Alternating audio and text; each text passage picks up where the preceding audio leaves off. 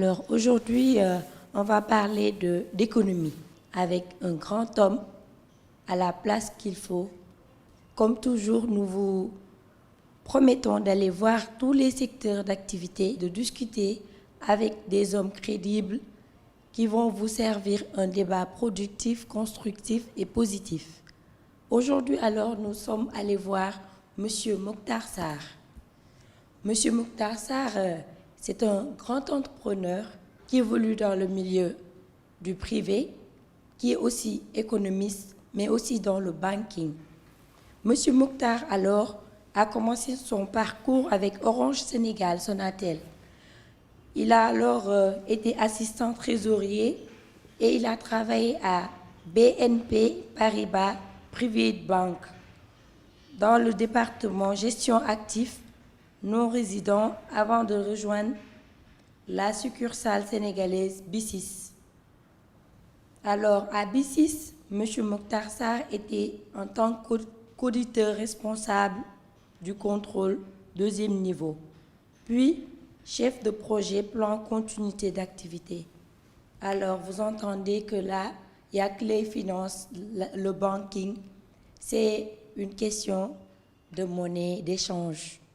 C'est une question économique. Alors, M. Mokhtar Sarr est membre du conseil d'administration de plusieurs structures comme l'Institut Edge, Master Gestion, Patrimoine. C'est ce monsieur qu'on a aujourd'hui sur notre plateau. Il va d'abord nous expliquer la structuration et les activités de M&A Capital, puis nous allons développer sur les aspects économiques. Nous allons parler des enjeux et perspectives de l'économie sénégalaise, africaine, actuellement en ces temps de crise de la COVID-19. Monsieur Mokhtar, bonjour. Bonjour Zainab. Merci beaucoup pour cette invitation et merci d'être passé nous rendre visite dans nos locaux à M&A Capital. Je pense avec un grand plaisir qu'on répond à cette invitation pour échanger, pour partager un peu ce qu'on fait. Je pense que M&A Capital commence à poser en fait un pas assez plus ou moins, je pense, solide dans l'écosystème sénégalais, pour ne pas dire ouest africain. Alors, M. Mokhtar, si on voulait savoir ce que fait M&A Capital, qu'allez-vous nous dire? M&A Capital, en fait, c'est une société d'investissement. Quand on dit une société d'investissement, on peut basculer pour dire qu'en fait, c'est un fonds d'investissement. Peut-être les gens ont plus l'habitude d'entendre parler des fonds d'investissement. Sauf qu'à la différence d'un fonds, nous faisons ce que les fonds font, excusez-moi de la répétition, mais à la différence qu'on a une structuration juridique qui nous permet de l'adapter à un contexte économique qui a des besoins différents, un contexte économique qui a besoin de ressources de financement sur la longue durée. Quand je dis que nous sommes une société d'investissement, ça veut dire que nous faisons des prises de participation dans des entreprises existantes. En terminologie plus simple, c'est trouver un entrepreneur qui a son projet ou une société qui est sur la place, qui a déjà fait ses preuves, mais qui a besoin de ressources additionnelles en tant qu'actionnaire. C'est-à-dire qui n'a pas besoin d'aller voir la banque, qui n'a pas besoin d'emprunter de l'argent ailleurs que dans les banques, mais qui a besoin de renforcer ses fonds propres, mais en même temps a besoin d'un partenaire stratégique qui peut l'aider dans sa croissance. Et M&A Capital s'intéresse en général à ces types d'entreprises pour venir co-investir, c'est-à-dire prendre le risque en même temps qu'eux. Mais il n'y a pas que ces genres d'entreprises qui nous intéressent. Nous investissons aussi dans des projets, ce qu'on appelle du greenfield, c'est-à-dire des segments ou des zones où nous savons qu'il y a de l'intérêt, il y a un potentiel, mais malheureusement, il n'y a pas d'acteurs. Nous faisons ce qu'on appelle du business development. Nous mettons en place une équipe chargée de faire la réflexion, de faire les études, et à partir de là, nous prenons le lead sur la partie investissement en invitant d'autres investisseurs de la place, peut-être pas forcément des institutionnels, mais qui peuvent être des privés. Donc M&A Capital existe depuis 2016, donc on est dans notre 4e année, alhamdulillah. Et en cours de route, notre modèle économique et surtout notre tour de table, ce qu'on appelle nos limited partners, c'est-à-dire les co-investisseurs, se sont renforcés au fil des années. Donc nous avons vu des privés sénégalais qui ont cru en ce qu'on était en train de faire, qui ont cru au modèle économique et en l'expertise qu'il y a chez M&A Capital et qui nous ont rejoints dans cette entreprise. Là, je tiens juste à préciser que en co-créant M&A en 2016 avec mon associé et CEO Aïssatou Leblanc, nous voulions en fait casser un peu les codes. Nous voulions montrer que, en tant que Sénégalais, il nous était possible de pouvoir structurer un fonds, une société d'investissement, de ne pas rester seulement sur nos projets, mais de pouvoir en fait investir dans des projets d'autres Sénégalais en utilisant des financements purement sénégalais. Si je vous entends développer, alors votre vision économique, elle opte pour aussi des stratégies d'économie objectives. Oui, en réalité, notre vision est relativement simple, mais peut-être aussi un peu complexe. Simple pour dire que quand on analyse proprement le tissu économique sénégalais ou ouest-africain, parce qu'on n'échappe pas à la règle, on se rend compte que le besoin, on peut mettre du doigt là-dessus, c'est un besoin de financement.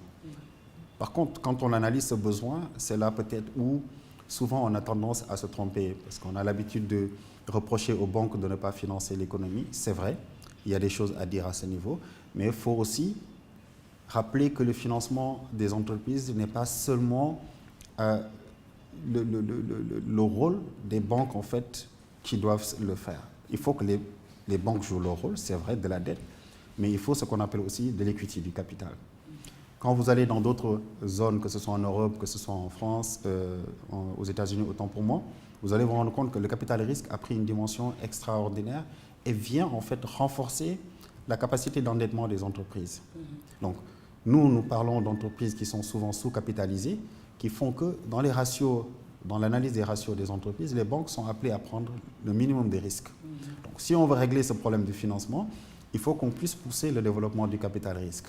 M&A Capital est un acteur, mais avant nous, il y a eu IEP, qui est un fonds français, qui a lancé Teranga. Ensuite, depuis l'arrivée des M&A, on a vu d'autres sous-fonds, des fonds. Il y a le WIC qui est arrivé, qui ont fait une très belle closing il n'y a pas longtemps, un investissement dans une entreprise assez sexy. J'en profite pour les féliciter.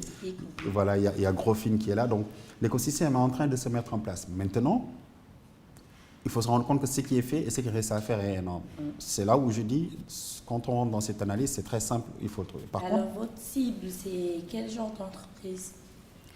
Nous sommes très ouverts. C'est-à-dire que quand on investit en général dans une entreprise, on regarde 3 facteurs en général. C'est est-ce que l'opportunité est là?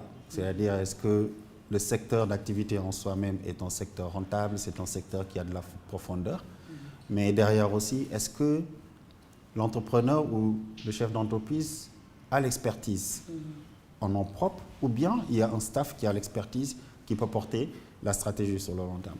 Donc nous avons une approche assez ouverte. Ceci étant, à ce jour, nous avons plusieurs véhicules dont les principaux sont M&A Ventures, qui fait tout ce qui est investissement sur les PME, PMI.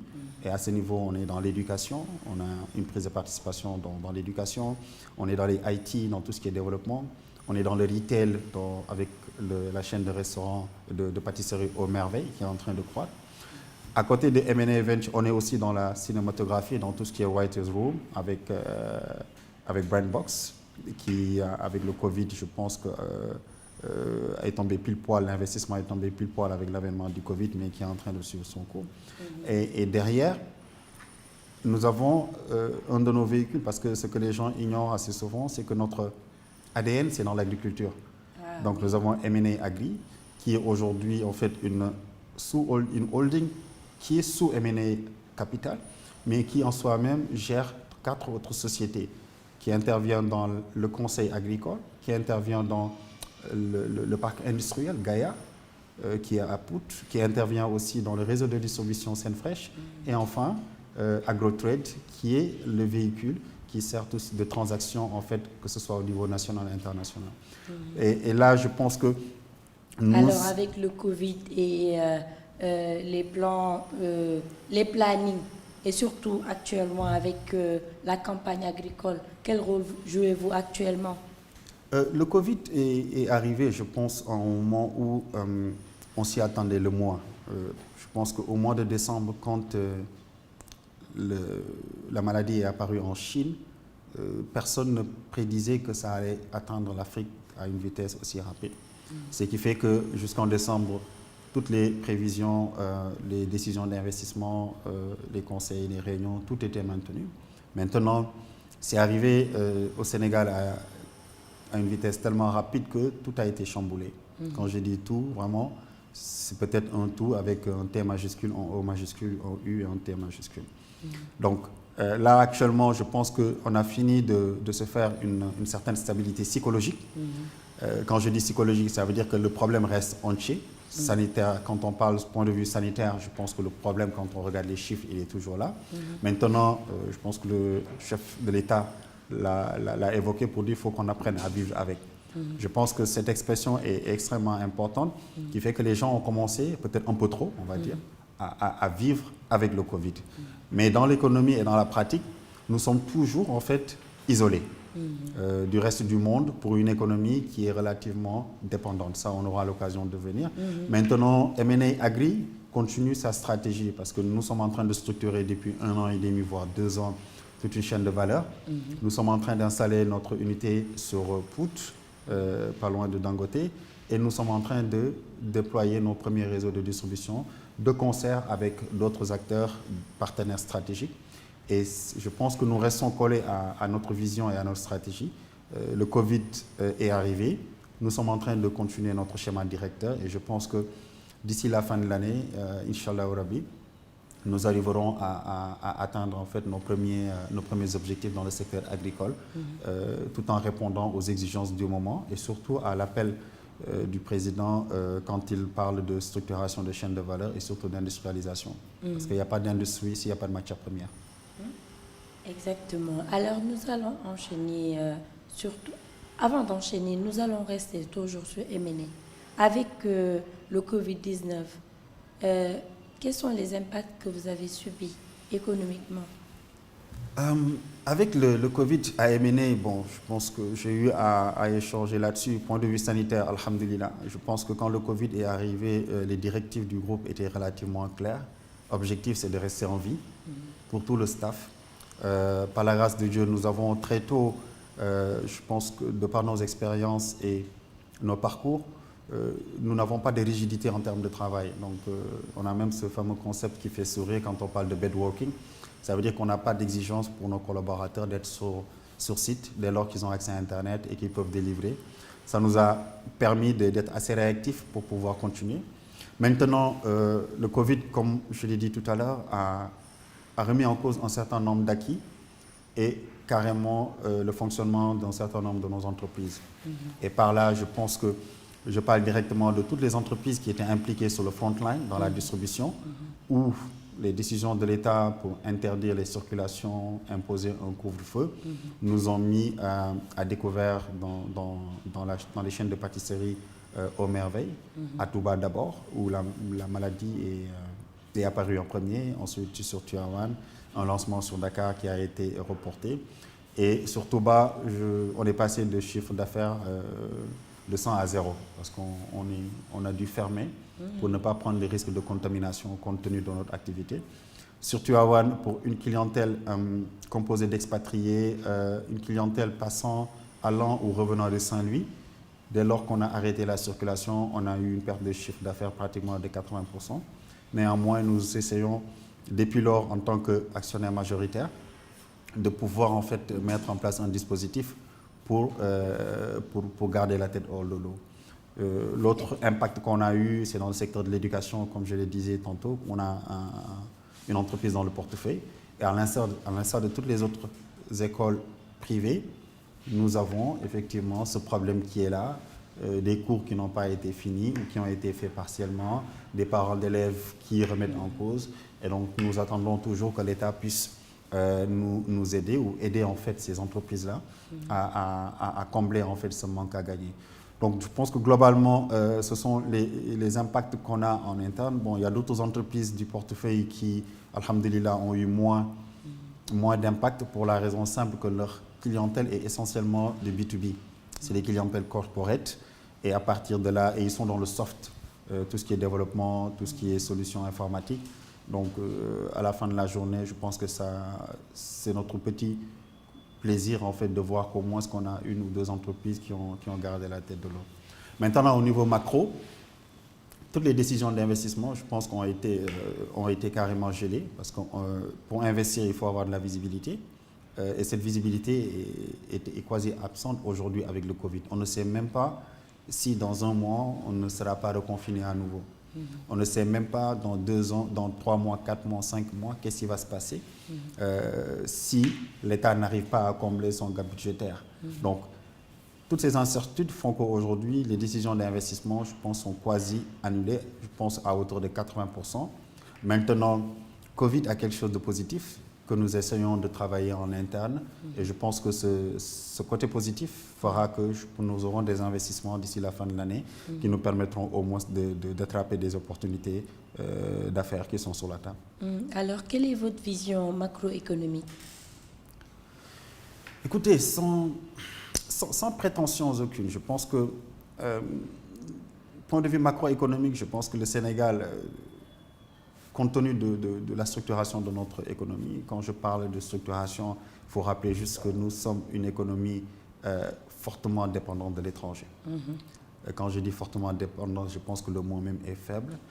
Nous importons pratiquement tout et nous avons une croissance qui a été portée ces dernières années essentiellement par des projets qui ont été financés par de la dette ou par de la dette bancaire, dette eurobond obligataire, ou par de la dette bilatérale, que ce soit.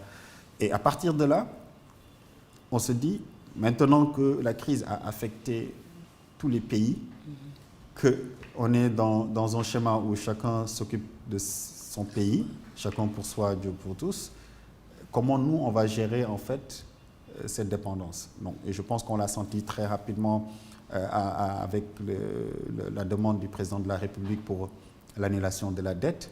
Ça veut dire quelque chose de très fort et je pense qu'ils ont bien perçu que si cette dette n'est pas annulée, on va se retrouver avec un budget qui peinera à atteindre ses objectifs de ressources et peut-être avec des difficultés pour réduire les charges. Parce que le service de la dette, comme je le disais il n'y a pas longtemps, occupe une place prépondérante, une place assez importante aujourd'hui.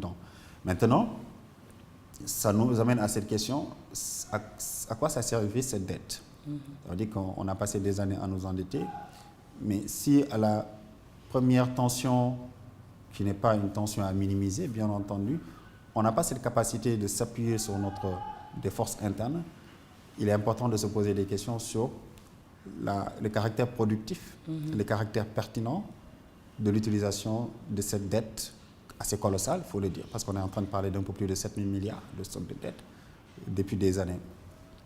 Et là, je pense que le Covid a montré juste en fait ce déséquilibre notoire qu'on a dans l'agencement de la stratégie PSE, qu'on a passé des années à investir dans les infrastructures, mais en oubliant que oui, les infrastructures, c'est une bonne chose. L'énergie, c'est une très bonne chose. Ça permet à une économie de pouvoir se développer. Mais si on ne prend pas la peine d'investir dans d'autres secteurs tertiaires, que ce soit dans l'agriculture, dans l'industrie, dans l'éducation, dans la santé, on va se retrouver avec un schéma qui n'est pas viable. Et ça, je pense que Covid, peut-être on n'allait pas le voir, peut-être les gens le savaient, en parlaient, mais il y a une évidence certaine et propre qui est là, et ça, c'est Covid qui l'a montré. Point de vue macro, donc pour dire que nous sommes en train d'entamer un relookage en fait de notre économie et de notre stratégie de développement. On ne peut plus continuer à s'appuyer sur l'étranger, à s'appuyer sur les bailleurs pour pouvoir bâtir une économie solide, une économie viable ou pour atteindre ce qu'on dit assez souvent dans le plan Sénégal, c'est-à-dire l'émergence. Quand on importe ce qu'on mange, quand on s'appuie sur les financements extérieurs pour pouvoir développer les choses, quand tout ce qui se passe de grandiose dans ce pays, si ce n'est pas porté par l'étranger, c'est c'est porté par des étrangers qui sont de l'intérieur, ça veut dire que, et j'aime bien ce terme, que l'État est en train de devenir un simple salarié dans son propre pays. Et à partir de ce moment, le secteur privé, national, que ce soit les acteurs nationaux, deviennent juste en fait des sous-traitants, deviennent juste des gens qui récupèrent un chouïa de la valeur ajoutée que ça a créé. De façon indéniable, ça, ils l'ont compris, je pense. Et l'annonce post-Covid, on aura l'occasion de venir pour dire que la relance sera inclusive. Je pense que ça... C'est là que j'allais en venir même. Comment vous trouvez la relance, le programme de la relance? Bon, la relance en soi-même, je pense que c'est déjà bien de parler de relance. Ça veut dire que la résilience est derrière nous parce que on a eu un programme de résilience qui a tiré en longueur, qui a connu beaucoup de difficultés. Peut-être il y a des choix qui n'étaient pas pertinents. Ça, c'est des choses qui arrivent, que ce soit sur l'appui social, que ce soit sur les décisions d'allocation ou carrément l'impact du support donné au secteur privé. Il y a eu beaucoup d'annonces. Et l'évolution du Fonds Force Covid-19? Voilà, l'évolution, je pense qu'aujourd'hui, le président avait annoncé 1 000 milliards, ce qui est extrêmement ambitieux et qui montre qu'il a tellement mesuré la situation catastrophique de la chose. Maintenant, dans la mobilisation de ces 1 000 milliards, je pense qu'il y a des choses à dire et à redire. Parce que, encore une fois, le président, il dit ce qu'il veut et il mesure la chose. Maintenant, c'est aux équipes opérationnelles de donner le tempo. Mais je pense que ce tempo n'a pas été donné de façon à anticiper sur la relance. Le sentiment, personnellement, je le dis, c'est que cette relance, en fait, aurait dû être consolidée, aurait dû être structurée durant la phase de résilience. Pour 2 raisons. Il ne fallait pas être un génie pour savoir que la place de la dette est assez importante dans notre économie. Au lieu de s'appuyer ou de laisser la responsabilité au président d'aller négocier de façon très hypothétique l'annulation de la dette, on aurait pu travailler en interne de sorte à se dire quels sont les leviers dont on dispose pour pouvoir subvenir à nos besoins après Covid. Notre situation n'est pas compliquée. Le Sénégal aujourd'hui a un budget de 4 000 milliards. Presque 2 000 milliards et quelques qui sont sur des ressources internes. Il y a de la dette qui vient compléter, des dons et des subventions. Dans cet argent mobilisé, les 2 000 milliards, le programme YATAL qui a été lancé par DGID et qu'il faut saluer en passant, je pense que dit qu'on est sur une population active de 6 millions de Sénégalais actifs. Et parmi ces 6 millions, il n'y a qu'un peu moins de 500 000 qui contribuent fiscalement. Et ce qui justifie le lancement de ce programme pour élargir la population fiscale. Maintenant, on se dit, qu'est-ce qui aujourd'hui pose un problème pour qu'un Sénégalais lambda ne se sente pas impliqué dans le paiement des taxes et des impôts? Je pense qu'on est dans une sociologie qui méritait en fait une réflexion. Et quand j'analyse cette sociologie, c'est-à-dire qu'il y a une rupture de confiance. Que le Sénégalais lambda, qui appartient à ce qu'on appelle le secteur informel, tout simplement, ne se sent pas, je veux dire, en relation de confiance avec l'État pour dire l'État a fait des infrastructures pour que je les utilise, que ce soit des routes, que ce soit des hôpitaux. Il est tout à fait responsable, il est tout à fait citoyen que je puisse déclarer mes revenus quand je suis dans l'informel, que je puisse participer à cet effort fiscal. On est dans une économie dominée par l'informel, on le dit assez souvent. Et dans ce qui est formel, nous avons 99 pratiquement 0,7 d'entreprises qu'on qualifie d'entrepreneurs, TPE, PME. Un 0,3% d'entreprises considérées comme des très grandes entreprises. J'ai déjà sorti l'informel. Ça veut dire quoi? Ça veut dire qu'au moment où la crise est arrivée, nous avions clairement dit c'est l'occasion de bâtir une relation de confiance avec ce secteur informel, de sorte à ce que l'après-crise, qu'on puisse élargir de façon conséquente la population fiscale.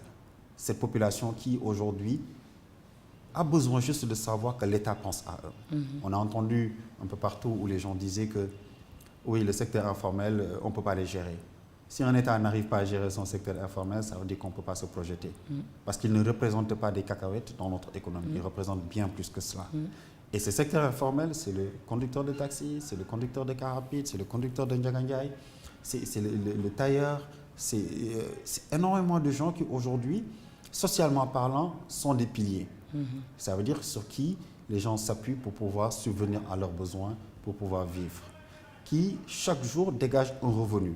Et ce revenu dégagé, si je prends le cas du conducteur de taxi qui est inconnu dans les fichiers de la DGID, quand il achète le carburant, il est en train de contribuer de façon indirecte. Quand il monte sur le péage et qu'il descend, il a généré de la taxe pour le compte de l'État. Quand il achète quelque chose en bien de consommation, il est en train de contribuer indirectement. Donc on ne peut pas, quand on agrège cette population, les négliger. Malheureusement, le sentiment qu'on a dans la gestion de la phase résilience, on a enlevé en fait toute cette population pour faire jouer à l'État un rôle qui n'est pas le sien. Aller acheter du riz et du sucre et aller le distribuer à des populations. Mais avant que l'État n'intervienne, il y avait des gens qui le faisaient. Et cette pyramide, si on l'avait respectée, l'État aurait dû injecter l'argent directement dans les ayants droit et ces ayants droit vont reprendre la chaîne économique en passant par les boutiques, en passant par les demi-grossistes, passant par les grossistes et que l'État puisse arbitrer tout cela et fasse vivre toute cette chaîne. On a complètement raté ce dispositif. Mieux, j'ai l'habitude de leur dire, et je pense que cette analyse, peut-être, en tout cas, nous le voyons comme tel. La nomenclature aujourd'hui des acteurs, il y a trois types d'acteurs. Il y a les salariés, qui à la fin du mois reçoivent leur salaire, que ce soit dans le public ou dans le salaire. Nous avons ce secteur informel, qu'on ne qualifie pas. Et dans ce secteur informel, il y en a qui sont actifs, il y en a qui ne sont pas actifs. Mais le salarié, quand il a à la fin du mois qu'il reçoit son salaire, il règle un certain nombre d'acteurs que l'État ne connaît pas. La femme de ménage, la lingère, le gardien, le jardinier. Et ça, ce sont des piliers. Ça veut dire quoi? Ça veut dire que toute cette partie d'acteurs informels que l'État ne connaît pas est prise en charge par un salarié. Maintenant, c'est ce qui ne sont pas salariés qui sont dans l'informel. Nous leur avions demandé de profiter de ce Covid pour les aider. Parce que c'est un devoir, mais en contrepartie d'une formalisation où l'État pourra, dans la phase post-Covid de relance, dire que quand il fallait aider, je vous ai remis 10, mais ces 10-là, je vous ai demandé de vous enregistrer, d'avoir un numéro d'identification fiscale, que je puisse savoir qu'est-ce que vous faites comme activité, que je puisse vous identifier. Demain, le Sénégalais est extrêmement reconnaissant.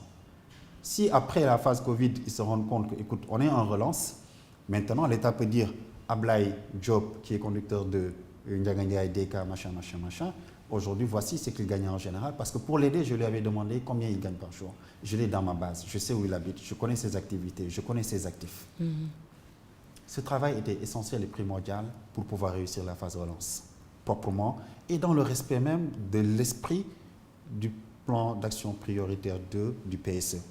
Parce que le PSE parle de développement inclusif, mais un développement inclusif commence par être en mesure de contrôler au moins une bonne partie de sa population. L'approche. Ça, on l'a raté, à mon avis. Et ce qui fait qu'aujourd'hui, si on parle de relance, on est en train de parler de relance, mais en s'appuyant sur les mêmes paradigmes. C'est-à-dire voir comment on peut annuler la dette. Ça, c'est de la diplomatie, c'est beaucoup de choses qui vont se passer. Mais après, maintenant, mettre de la pression supplémentaire sur des corporates qui n'ont pas été touchés, peut-être là, c'est le secteur des télécoms.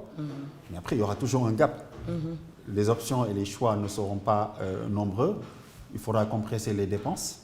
Espérons que ces dépenses qui seront compressées seront des dépenses bien analysées, qu'on ne va pas réduire des dépenses importantes au profit des dépenses de prestige qui, aujourd'hui, je pense, l'État a besoin de rationaliser complètement, que ce soit au niveau des institutions, que ce soit au niveau des agences, que ce soit au niveau même du fonctionnement de l'administration, voir comment réduire de façon drastique les charges de fonctionnement. Parce qu'il n'y a plus d'espace et quand on demande d'annuler de la dette, on ne va pas y retourner pour demander encore. de façon indéniable. Donc je pense qu'il y a cette réflexion. La relance, elle est annoncée. Maintenant, de façon effective, on a tendance à dire qu'on est toujours dans la résilience que dans la relance. Mais je pense que par la volonté de l'État et par les actes qui seront posés un peu plus tard, on arrivera à avoir. Parce que cette relance n'aura de sens que lorsque la confiance et la visibilité sera donnée aux acteurs du privé. Exactement, c'est là que j'ai rentré dans le secteur privé. Le secteur privé, quand je commence à apporter mes questions, je vais d'abord commencer par le banking. Beaucoup de géants du secteur privé avaient pris l'initiative ou bien avaient des ambitions de vraiment créer une banque pour en finir avec tous ces problèmes. Quel est votre point de vue là-dessus? Écoutez, moi je pense que la relation secteur privé-banque, s'il s'agit seulement d'aller créer une banque, je ne pense pas que... Je pense qu'il y a de la pertinence qui reste encore. Le problème, ce ne sont pas les banques. Une banque nationale. Le problème, ce n'est pas une banque nationale. Oui, on peut créer une banque nationale, ça donnera ce sentiment. Mais il est beaucoup plus profond. Et ce ne sont pas les banques le problème. Parce que les banques sont des entreprises qui cherchent le profit.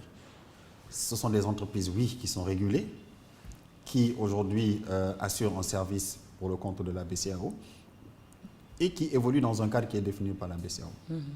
Si le secteur privé arrive à un constat pour dire nous avons besoin de créer une banque nationale, ça veut dire que les acteurs existants ne répondent pas à leurs besoins. Donc, pour ne pas trop parler de la solution, parlons du problème. Si les banques aujourd'hui n'assistent pas le secteur privé national, peut-être, à mon avis, il y a deux choses qu'il faut regarder. La première chose, c'est qu'est-ce qu'on appelle secteur privé national? Parce que juridiquement aujourd'hui, et une entreprise nationale, toute entreprise qui est enregistrée au registre de commerce dans Dakar, dans Saint-Louis, dans Diourbel. Que l'entreprise soit détenue par Mathieu, qui est un Français, à 100%, détenue par Al-Jaber, qui est émirati à 100%, ou détenue par Joachim, qui est américain à 100%, dès lors que l'entreprise est créée juridiquement, elle est sénégalaise. Et de façon implicite, quand le secteur privé national parle, ou quand même l'État parle du secteur privé national, on dit que c'est les nationaux. Mais c'est un concept creux, c'est un concept vide, parce qu'il n'y a aucun élément qui nous permet de pouvoir identifier des entreprises nationales dans le sens souverain et des entreprises nationales dans le sens juridique. Ce qui fait qu'à la fin de la journée, aujourd'hui, la BCEAO va vous dire les banques sont en train de financer les entreprises, mais ce ne sont pas les entreprises nationales dans le sens souverain qui sont assistées. C'est plus des entreprises détenues par des étrangers au regard de la nationalité de la banque, au regard des garanties qui ont été apportées par le pays originaire de l'entrepreneur, au regard de beaucoup de choses qui aujourd'hui sont out of control. Et c'est là où on s'est dit maintenant, mais quel rôle joue la BCEAO dans ce dispositif? La BCEAO est en réalité le problème majeur de ce problème, le problème majeur de ce dispositif ou de tous ces quoi, excusez-moi de la répétition, pour la raison très simple que la BCEAO aujourd'hui a défini un dispositif prudentiel pour s'assurer que les banques respectent un certain nombre de normes pour assurer la pérennité et garantir l'épargne. Mais la BCEAO ne s'intéresse pas ou ne s'implique pas dans le financement effectif de l'économie par les banques. En d'autres termes, même dans la gestion du Covid, on l'a dit, il y a eu des dispositifs que la BCE a pris, mais ces dispositifs sont allés à dire nous augmentons les ressources au profit des banques commerciales, mais ils ne se sont pas assurés que les banques commerciales ont utilisé ces ressources pour le compte du secteur privé. Ils se sont juste limités à émettre des recommandations. Or, nous savons tous, les gens du secteur le savent, quand la BCEAO veut faire, elle sort une instruction et intime et donne l'ordre pour faire. Donc, on n'a pas compris qu'en période de crise, on a besoin d'avoir de l'argent injecté dans l'économie, où la Banque centrale européenne ou la Fed ont injecté énormément d'argent en utilisant la planche à billets. Nous, on n'a pas cette latitude à cause de cette question de monnaie, à cause de notre politique monétaire qu'on ne contrôle pas. mais qu'on voit que la banque BCEAO met à disposition des ressources aux banques centrales, aux banques commerciales, sans pour autant mettre la rigueur nécessaire dans l'utilisation de ces fonds et un reporting extrêmement serré pour s'assurer que chaque semaine, chaque banque a utilisé l'argent pour investir dans l'entreprise X, Y, Z. Cette absence en fait, d'intérêt au service de l'économie fait aujourd'hui la faiblesse de notre dispositif bancaire. Nous avons un régulateur qui est très loin de ce qui se passe économiquement, qui va nous sortir des agrégats, qui va nous sortir d'entreprises financées. Mais si on vous dit qu'on a financé 10 entreprises et que vous vous retrouvez, vous voyez 100 entreprises en train de pleurnicher, il y a de quoi s'arrêter et se poser les bonnes questions. Donc sur cette question, je pense l'initiative est noble, mais le mal est beaucoup plus profond. Et il appartient aux chefs d'État, il appartient aux politiques de se rendre compte qu'il y a un travail à faire en relation avec la BCEAO pour la rendre beaucoup plus proche de l'économie, beaucoup plus proche des acteurs économiques, de s'inspirer de ce que fait la Banque de France, de pouvoir traiter les clients et la relation banque commerciale-client de la façon la plus optimale, de ne pas couver seulement les banques en leur garantissant des taux d'intérêt qui ne sont pas acceptables par rapport à notre niveau d'économie, en leur garantissant accès à des ressources qui sont relativement peu coûteux, mais qui vont remettre dans l'économie avec des spreads de 10%, des spreads de 12-13% selon la signature. Alors, pour le secteur privé, toujours, quelle serait leur position idéale actuellement pour préparer le post-Covid-19? Le secteur privé national, je pense que nous avons un problème. Ça, je pense qu'on ne peut pas... À un moment donné, il faut que les gens s'arrêtent. Je disais, et j'avais espoir avec le Covid pour dire, je pense que le Covid est en train de nous imposer un stop. Un stop qui nous permettra de réfléchir de façon beaucoup plus large, de nous remettre en cause socialement, économiquement, de nous remettre en cause dans notre façon de fonctionner, de nous remettre en cause par rapport à notre dépendance vis-à-vis de l'étranger. Le secteur privé n'échappe pas à ces règles. Nous avons remarqué que quand le Covid est arrivé, le secteur privé, dans ce que l'État considère comme secteur privé, a été reçu, discuté. Mais nous pensons qu'il y a un travail à faire à ce niveau pour avoir quelque chose de beaucoup plus représentatif et de quelque chose de beaucoup plus consolidé. Le Sénégal fait partie des rares pays où on trouve 3, 4 patronats. On va dire 3, 4, plus les satellites qu'il y a. Et ce n'est pas acceptable.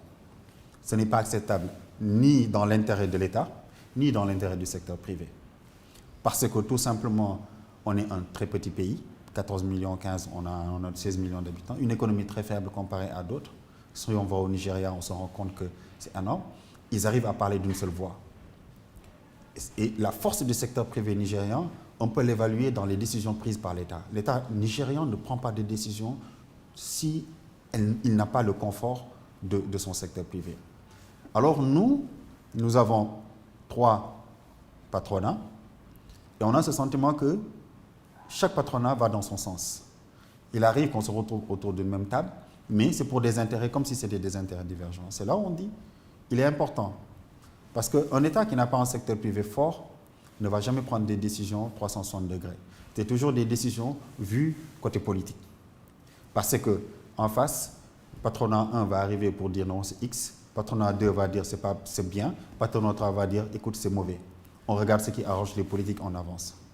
Et l'État a besoin d'avoir cette balance, d'avoir un interlocuteur du côté du secteur privé en mesure en fait, de lui donner du répondant, en mesure de lui donner en fait, des orientations de façon effective et de façon concertée. Là, je pense que l'État a un rôle à jouer. Autant l'État arrive à organiser les élections dans les chambres de commerce, autant l'État doit définir les normes pour que le patronat puisse fonctionner sous une seule tutelle, avec des mécanismes d'élection et une rotation qui permettent d'avoir la représentativité la plus propre, la plus conforme de notre économie, de la petite entreprise ou du petit entrepreneur jusqu'à la très grande entreprise. Ça, je pense que c'est un devoir pour l'État. Nous ne pouvons pas avoir un président pour 5 ans ou pour 7 ans, avoir des chefs de patronat pour 20 ans, 25 ans. C'est juste une incohérence. Et je pense que ça, c'est un appel pour que l'État aille dans ce sens, parce qu'il y va de la pertinence des politiques l'État va continuer à reprocher quelque chose au secteur privé, mais en même temps, c'est parce que tout simplement, la question de savoir est-ce que ce secteur privé est représentatif de l'économie réelle, il faudra vraiment oser poser cette question et apporter les réponses. Maintenant, du côté du secteur privé et des dirigeants côté patronat, ou bien des gens même que j'appelle des non-alignés parce qu'ils n'appartiennent à aucune structure, il faut qu'on puisse prendre beaucoup de hauteur. Il n'y a rien dans cette vie qui est éternel. Et chaque chose qu'on fait, on doit anticiper pour dire est-ce que je suis en train de la faire de la façon la plus optimale, la plus correcte pour que demain, mon successeur puisse reprendre le relais. Penser qu'on est éternel serait une chose assez désastreuse à titre individuel, mais à titre collectif. Rester sur une position de chef de patronat pendant 5 ans, 10 ans, 15 ans, je pense que, et en même temps appeler à un renouveau, appeler à voir des présidents se succéder, parce qu'on voit que le patronat n'a pas bougé depuis des dizaines d'années, alors qu'on a connu 2 présidents, 3 présidents. Je pense que ça demande. Ils ont fait des choses assez intéressantes, certainement, des choses qui sont bien, mais il faut qu'ils fassent confiance à cette jeunesse. Il faut qu'ils arrivent à se regrouper, mais qu'ils fassent confiance à cette jeunesse. On ne peut pas aujourd'hui, à 40 ans, 45 ans, parler de jeunes. Nous ne sommes plus jeunes. Les jeunes, c'est les jeunes de 20 ans, 25 ans. Quand on a une population qui est composée majoritairement de jeunes qui sont extrêmement ambitieux, qui ont de la vision, qui ont de l'expertise, qui aujourd'hui ont le goût du challenge. On ne peut pas accepter à 70, 75, 80 de dire qu'on va continuer à l'élite. Nous avons besoin de leur lumière, nous avons besoin de leur conseil, de leur sagesse, mais de façon opérationnelle et pour être conforme avec la réalité économique, mondiale, locale, il est important qu'il y ait ce sursaut qui se pose pour dire il faut qu'on essaie d'unifier le patronat et il faut qu'on passe la main à cette jeunesse, pour qu'on puisse assurer ce qu'on appelle un héritage, un legacy propre, et que demain, le secteur privé puisse les regarder en reconnaissance, pour dire qu'ils nous ont aidés à consolider ce secteur privé. Ça, je pense que c'est un point où l'État, comme je l'ai dit, a un rôle à jouer. Le secteur privé, ou ceux qui représentent le secteur privé, ont un rôle à jouer pour ne pas continuer à aller dans tous les sens et continuer à, je veux dire, crier, récriminer l'État, mais c'est parce que des deux côtés, le mal, personne n'ose mettre le doigt dessus. Après, maintenant, je pense que le secteur privé non aligné ou aligné, je pense qu'ils ont un rôle à jouer. Je suis très ravi d'entendre parler du caractère inclusif de la relance. Avant la relance, nous disions que le développement et l'émergence de ces pays est inclusif, participatif et responsable.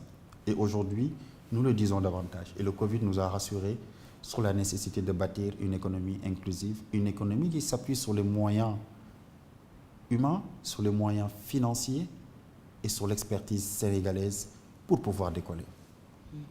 Alors, actuellement, si on vous disait de faire une analyse et puis d'apporter des solutions au post-Covid-19 pour essayer peut-être de relever l'économie sénégalaise, quel plan ou bien vision allez-vous d'abord adopter?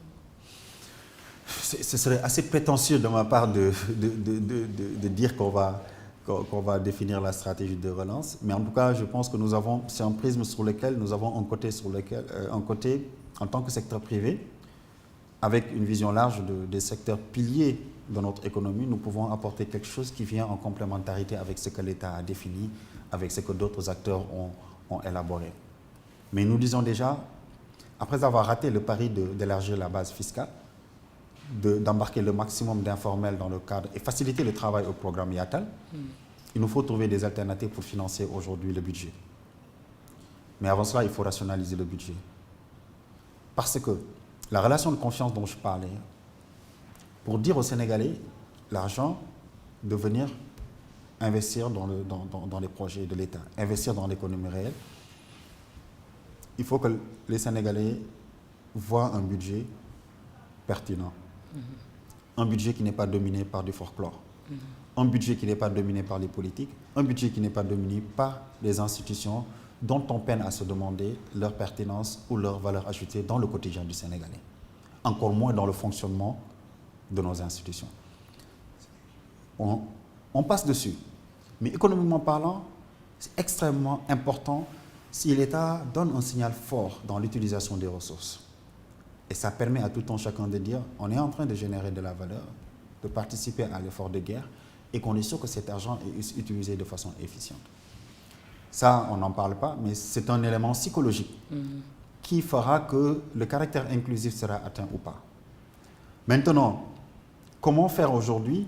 Il est clair que la mobilisation des ressources financières au niveau offshore, au niveau international, ne se fera pas. Ou quand elle se fera, tout ce qui aujourd'hui, ce qui est en train de se faire, c'est le FMI, c'est l'AFD qui donne des subventions. Mais si les subventions devaient permettre au Sénégal de se développer, je pense qu'on le serait depuis longtemps. On devrait même refuser d'en prendre, parce que c'est une facilité. On est en train de faire financer notre économie avec des dons et des subventions. C'est clairement une facilité qui est extrêmement dangereuse et qu'on devrait pouvoir se dire, se faire violence. C'est très difficile, mais il est toujours bon d'utiliser des ressources longue durée, stables et sûres, plutôt que de s'appuyer sur quelque chose qui va te lier plus tard. Quand on reçoit une subvention de 75 milliards, 100 milliards et qu'on est tout content, il ne faut pas se leurrer. Il y a toujours une contrepartie. Les États n'ont pas d'amis, mais que des intérêts. Ce n'est pas nous qui le disons. Et j'ai bien aimé aussi entendre le président français quand il dit « nous n'allons pas laisser d'autres puissances le soin de déterminer notre destinée ». Pourquoi nous, en tant que Sénégalais, devrions-nous continuer à nous appuyer sur l'extérieur pour pouvoir mobiliser des ressources? Si on intègre l'élément suivant, c'est-à-dire au 31-12, je l'ai dit, la BCEAO a remonté à peu près pour 2178 milliards de comptes à terme. De l'argent qui n'est pas dans les comptes courants, mais que des Sénégalais, des acteurs économiques ont mis dans les comptes bancaires pour dire que ce sera pour plus tard, on n'en a pas besoin tout de suite. Donc on me diront, ouais, ça a servi de garantie pour des prêts. C'est très problématique. Si je te mets 10 en DAT pour que tu me prêtes 10, ça veut dire que la BCEAO est en train de laisser faire une grosse arnaque. C'est clair et indéniable. Les banques ont vocation à prendre des risques. On ne peut pas prendre des risques en disant à quelqu'un « mets-moi dans un compte 10 pour que je te prête 10 ». Ça veut juste dire qu'il y a un gros problème à ce niveau. Donc si on a 2118 milliards au 31-12, au mois d'avril, on se rend compte que ce stock d'argent a fondu pour s'établir à 1700 milliards. 2118 milliards, c'est 50% du budget du Sénégal. L'évolution est assez intéressante. Avril, ça veut dire qu'il y a des gens qui ont retiré l'argent pour faire autre chose. Mais à coup sûr, c'est pour réinvestir dans l'économie. À peu près un peu plus de 500 milliards. Donc, l'argent aujourd'hui, pour pouvoir financer des projets d'infrastructure, pour pouvoir investir, existe quelque part. Je ne parle même pas de la pression fiscale qui mérite d'être améliorée. Parce que le problème a été soulevé, il y a eu beaucoup d'exonérations, il y a eu beaucoup de grands groupes qui ont signé des contrats et que l'État a consenti des avantages fiscaux. Peut-être, je pense qu'il y a des corrections à faire à ce niveau parce qu'on en a besoin. On ne peut pas demander à l'individu lambda de payer la TVA, de payer les droits de douane et autres, et un étranger qui vient qu'on lui dit vous êtes exonéré de taxes et de autres, quel que soit son apport. Et le fait d'avoir cru que, c'était triste de l'entendre, mais je pense que on est heureux aujourd'hui de voir que ce discours ne tient plus, quand on nous dit, quand un investisseur étranger arrive, il faut lui dérouler le tapis rouge. C'était assez triste de l'entendre. Mais on est assez content aussi de voir qu'il y a cette lucidité qui fait comprendre que peut-être il y a affaire en interne. Donc, comment mobiliser ces ressources financières qui sont en interne pour pouvoir participer dans les projets d'infrastructure de l'État? Pour que là où l'État a fait l'autoroute Dakar-Blaise-Diagne, qu'on puisse dire, écoute, les investisseurs locaux se sont mobilisés pour le faire. Cette idée pour dire que les privés nationaux n'ont pas d'argent, elle est fausse. Elle est totalement fausse. C'est juste qu'ils ne vont pas s'aventurer à investir dans des dispositifs où on ne les a pas impliqués en amont. Quand on déroule le tapis rouge à un investisseur étranger, alors qu'à côté, on a 10 qui peuvent faire la même chose qu'il est en train de faire, c'est parce que tout simplement, on n'a pas pris la peine de connaître réellement qui est qui dans l'économie. Ça, c'est un travail, ce qu'on appelle cette cartographie est extrêmement importante pour l'État de savoir où se trouvent ces niches, ces gens qui peuvent investir, qui quand tu les invites sur un tour de table, ils peuvent te dire je te mets 1 milliard, l'autre qui te dit je te mets 5 milliards, qui te met 3 milliards, pour pouvoir atteindre de quoi réaliser un projet d'infrastructure. Cette cartographie elle est importante parce que l'argent est là. Et quand on regarde dans les comptes, on voit nettement que l'argent est là. Et les gens sont en train de l'utiliser peut-être à autre chose, parce que tout simplement, il n'y a pas eu d'incentive, il n'y a pas eu d'excitation ou d'amélioration de l'État pour leur dire, voici ce que je suis en train de faire, comment on peut y aller ensemble. Ce ne sont pas seulement des concepts, des slogans, mais ça demande un travail méticuleux, un travail de fourmi pour dire, voici aujourd'hui des acteurs sur lesquels je peux compter. Maintenant, comment je vais les intéresser dans mes projets? Je pense que c'est là où se trouve toute la stratégie que l'État doit dérouler. Mais pour cela, il faut qu'on puisse avoir des gens qui ne sont pas adeptes des subventions, qui ne sont pas adeptes de la dette extérieure, qui ne sont pas adeptes de ces mécanismes qui ont montré leurs limites jusqu'à présent. Si on utilise le même cercle de réflexion, ils vont produire les mêmes résultats. Parce qu'il n'y a que ça qu'ils connaissent. L'État a toujours fonctionné sur des dons, sur des subventions, sur de la dette extérieure. Je fais la petite parenthèse. Quand on va jusqu'à mettre dans notre budget des dons, en don, le sarah là. Est-ce que tu te lèves le matin pour dire, je mets dans mon budget ce qu'on va me donner à l'angle de la rue? C'est extrêmement dangereux. Ce n'est pas, ça manque de responsabilité et ça manque aussi de hauteur pour un pays qui souhaite être émergent dans un délai ou qui souhaite se prendre en charge. Ça, c'est des corrections, je pense qu'il faut prendre dans les plus brefs délais. Ce n'est pas respectable de mettre dans nos budgets des dons. Ça veut dire qu'on est en train de... On a tellement l'habitude de tendre la main qu'on a fini par le mettre dans nos budgets. Sauf que l'exposition des gens qui nous donnent de l'argent, nous ne la maîtrisons pas. Et ils vont changer leur stratégie du jour au lendemain sans te prévenir. Et un don n'engage personne à rien.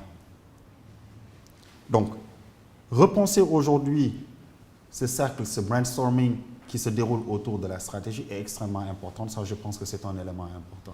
Si on garde les mêmes qui aujourd'hui continuent à produire les mêmes réflexions, qui n'ont connu que dons, subventions, dette extérieure, pression fiscale, on n'arrivera pas à lever la tête pour dire il y a autre chose qu'on peut faire.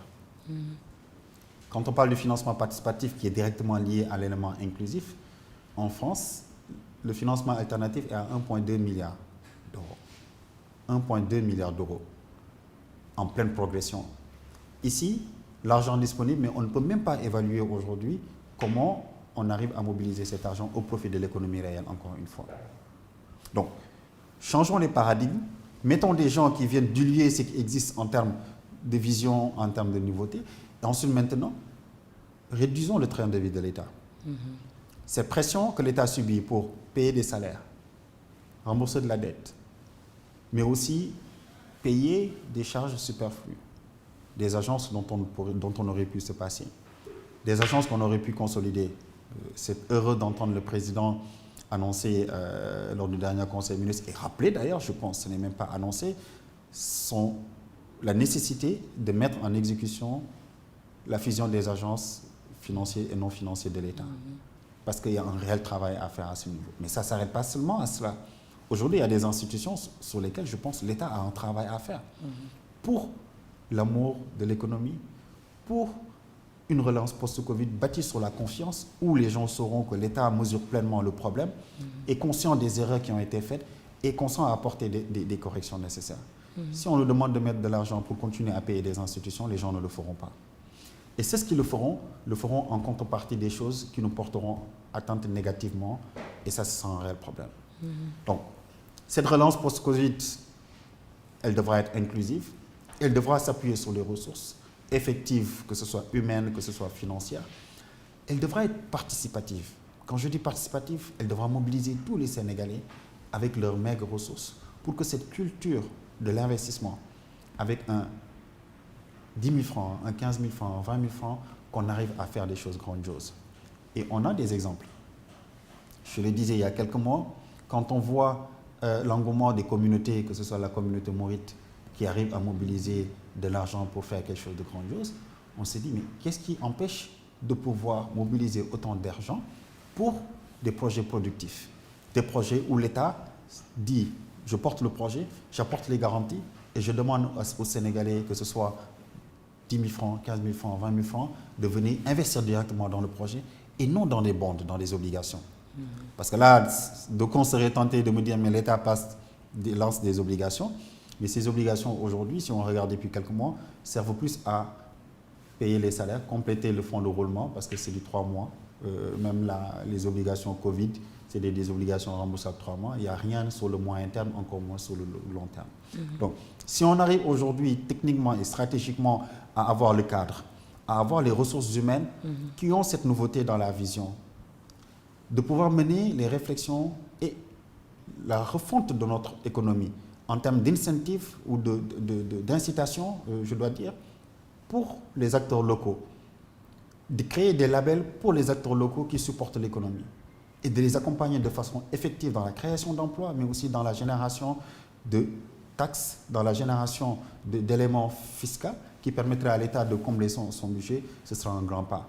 Mais aussi élargir ce dispositif. Ça me fait dire, on a le ministère de l'économie, on touchera forcément le dispositif institutionnel. Parce que ça a été designé de sorte à ce que le ministère de l'économie, dans sa nouvelle version, s'occupe de tout ce qui est financement extérieur. Je pense qu'il est important d'intégrer le financement inclusif dans ce dispositif institutionnel et un cadre d'animation extrêmement fort, extrêmement rempli, avec des gens qui connaissent l'économie réellement, les acteurs. Pas seulement les grandes lignes, mais qui peuvent dire tel il fait ça, tel fait ça, tel fait ça, et de par cette cartographie, qu'on puisse dire voici ce qu'on peut sortir réellement. Et je finis mon propos sur cette relance pour dire que cette relance n'aura de sens non plus, n'aura de sens que lorsqu'on arrivera aussi à utiliser le levier du financement participatif de la façon la plus efficace, mettre en place un dispositif réglementaire qui le favorise. Aujourd'hui, on ne peut pas le faire de la façon la plus conforme. En France, aujourd'hui, le financement participatif a fini par gagner. Ici, on en est toujours à cette phase de réflexion, à cette phase de questionnement, alors qu'on le fait de façon informelle. Ce n'est rien d'autre que ce que les Mourides font, ce n'est rien d'autre que ce que la Faïda Niassène est en train de faire, ce n'est rien d'autre que ce qu'on fait à Tivaouane. Donc, dès lors qu'on le fait dans les cadres communautaires et pour des projets sociaux, religieux, l'État devrait pouvoir très rapidement, encore une fois, réfléchir pour mettre un dispositif, pour utiliser ces leviers, pour financer ces projets, financer l'économie et faciliter la mobilisation de l'épargne, non pas pour le grand bonheur des banques, mais aussi pour le bonheur des entrepreneurs et des PME. Alors, merci beaucoup, M. Mokhtar Sarr, de nous avoir accueillis ici dans vos locaux pour parler aujourd'hui de questions essentielles qui étaient basées sur l'économie sénégalaise. Alors, nous allons juste vous laisser dire vos derniers mots sur la situation actuelle économique du pays et de l'Afrique. Écoute, mon dernier mot, je pense que c'est un mot rempli d'espoir, mais aussi je dois dire, je ne sais pas si je dois dire de peur, parce que Corona a le Covid-19 a cette particularité d'être du positif et du négatif. Le négatif, on le vit, parce qu'il est important de rester en vie. C'est une maladie qui a montré les limites de notre système sanitaire, mais les limites de notre fonctionnement de façon générale aussi, que ce soit sur le Sénégal, sur l'Afrique en général. J'ai l'habitude de charrier pour dire l'Afrique c'est un gros village. Quelqu'un est passé pour dessiner, pour dire le Sénégal vous arrêtez là, Mali vous arrêtez là. Mais quand on va, pour avoir eu la chance de visiter beaucoup de pays africains, on se rend compte que fondamentalement on a les mêmes façons de vivre, on a les mêmes problèmes. Peut-être la nature a avantagé certains comparé à d'autres. Donc, nous avons cette obligation de renforcer les dispositifs sanitaires, ça c'est clair. Et je pense qu'en cela, le Covid est quelque chose de positif. Le positif a montré aussi que l'évacuation sanitaire n'était pas quelque chose de viable. Parce qu'il a fallu qu'on ferme les vols pour que les gens se rendent compte qu'il faut se soigner localement et qu'on n'avait pas le plateau médical qu'il fallait. Ça revient sur l'utilisation de façon efficiente des ressources étatiques, que ce soit pour le Sénégal ou pour les autres pays africains. Je pense qu'il est extrêmement important pour les politiques de revenir à cette responsabilité. C'est une très forte responsabilité qui est autour de leur cou, qui est entre leurs mains. De s'assurer que les budgets constitués d'argent collecté auprès des contribuables et utilisé au service des citoyens, de la façon la plus équilibrée pour leur permettre d'atteindre quelque chose d'assez simple, le bonheur. Et quand je dis le bonheur, certains pays ont créé le ministre du bonheur. Ça veut dire quoi? Ça veut dire que toute la politique qui tourne autour de l'État, de ses institutions, de tout ce qu'on est en train de faire, doit aboutir à apprécier le niveau de bonheur de chaque citoyen. Parce que pour être heureux, il faut être en bonne santé. Il faut manger à sa faim, il faut être éduqué, envoyer ses enfants à l'éducation, manger à la fin de payer ses factures. Ce terme bonheur, en fait, je pense, si on a cette vision 360 degrés de tout ce qui tourne autour pour satisfaire le bonheur de tous les citoyens, nos États, que ce soit le Sénégal, que ce soit les pays africains pour la plupart, devront réorienter de façon indéniable, en fait, leur politique. Se rendre compte qu'il leur appartient devant l'histoire de donner une impulsion. Quand on regarde en bas, on se rend compte qu'il y a une tension assez forte qui est en train de... Ça bouge. Il y a une jeunesse qui est extrêmement, je dirais pas révoltée, mais qui est extrêmement... qui développe beaucoup d'engouement, qui a envie de passer à un niveau supérieur, qui a vu ce qui se faisait ailleurs, qui n'a plus envie de rester derrière. Il ne faudrait pas que les dirigeants soient le plafond de verre. Ils devraient pouvoir encourager qu'avoir un ministre qui a 35 ans, qui a 20 ans, ne soit plus quelque chose d'extraordinaire. On a vu des gouvernements sur lesquels, en Europe, tous moins de 40 ans, parce que tout simplement, ils sont en mesure de le faire. Faire confiance à cette jeunesse, ça c'est un gros challenge pour les États africains. On ne peut pas continuer à avoir des gens qui sont pendant pratiquement 10 ans, 20 ans, 30 ans, non pas pour des raisons politiques, mais c'est pour des raisons de réactivité intellectuelle. Ça, on a besoin de leur sagesse, mais ils doivent faire confiance à l'efficacité de la jeunesse africaine, de la jeunesse sénégalaise, dans sa créativité, dans son désir de faire les choses. Et pendant qu'ils sont encore en vie, on souhaite vraiment à toutes ces générations une longue vie, de pouvoir corriger les erreurs qui seront faites avec leur sagesse. Covid nous a enseigné beaucoup de choses. Il nous appartient maintenant de s'assurer qu'on a tiré les leçons. Ce serait très dommage, après le Covid-19, qu'on continue à vivre comme on vivait avant. Ça voudra juste dire qu'on n'a pas compris la leçon. Et enfin, je finis mon propos pour dire encore une fois, l'Afrique, c'est le continent du XXIe siècle, on l'a beaucoup entendu. Mais l'Afrique, en même temps, c'est ce pays où nous avons ce sursaut humain, en fait, qui est important. Que notre réalité sociale, ou le coefficient social qui nous anime, si je prends le cas du Sénégal, ne soit pas seulement quelque chose qu'on annonce, qu'on puisse tisser des liens sociaux qui existent déjà, mais aussi des liens économiques, qu'on apprenne à travailler ensemble. Ça, c'est la force, c'est quelque chose qu'on apprend de l'extérieur.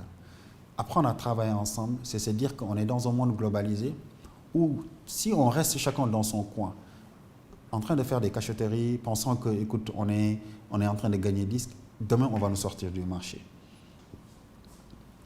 On est des croyants, ça veut dire que ce qui va arriver demain arrivera d'une façon indéniable. À partir de ce moment, créons les cohésions nécessaires, créons les synergies nécessaires entre les acteurs économiques, que ceux qui sont en haut regardent ceux qui sont en bas, que ceux qui sont en bas appuient ceux qui sont en haut en apportant de l'ingéniosité, en apportant de l'expertise, de la souplesse, et qu'ensemble, en tant que Sénégalais, en tant qu'Africains, qu'on puisse créer des choses et qu'on essaie de sortir de cet égoïsme économique qui ne fait que nous affaiblir par rapport à un Occident qui est de plus en plus féroce, qui est de plus en plus déterminé à garder la main mise sur nos économies à juste titre, parce que ça leur permet de pouvoir créer en fait des débouchés pour leur économie et pour leurs entreprises. C'est un cri du cœur. C'est un appel aussi pour nous et pour tout le monde. Et j'espère vraiment que l'État va aider, comme je l'ai dit tantôt, à restructurer ce secteur privé. Et ce secteur privé va prendre conscience que c'est un élément incontournable du dispositif de développement post-Covid. Alors, chers téléspectateurs, vous étiez bien à votre émission Comme Politique, spéciale édition. Nous sommes retournés aujourd'hui dans les secteurs d'activité, dans la lancée de la sensibilisation contre la Covid-19. Aujourd'hui, nous étions avec M. Mokhtar Sarr, un économiste, un émérite. Il nous a servi vraiment un débat dans tous les sens qui a été productif, constructif et positif. Alors, nous vous donnons rendez-vous à votre prochaine édition, toujours dans notre tournée dans les secteurs d'activité impactés par cette crise sanitaire du Covid-19. Nous remercions aussi à toute l'équipe technique et nous vous donnons rendez-vous à la prochaine fois. Merci.